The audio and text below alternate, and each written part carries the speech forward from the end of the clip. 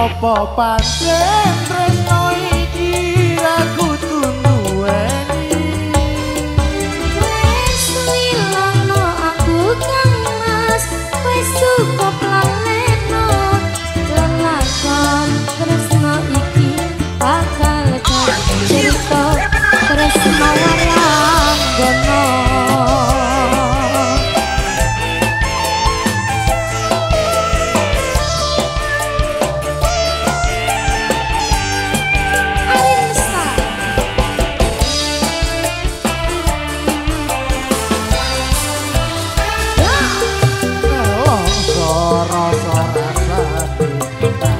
Jroning atiku kelingan esem kemuyuhmu.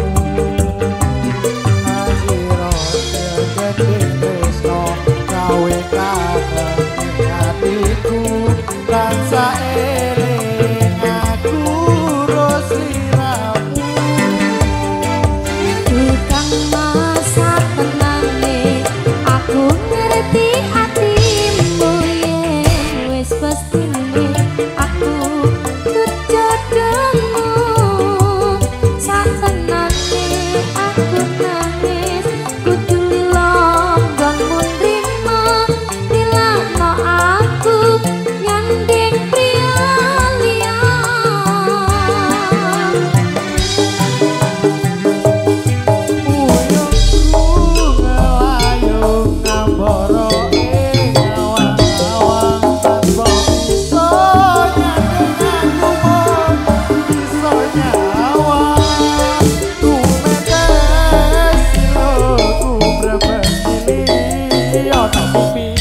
Apa pancen iki tresno ra kudu duweni.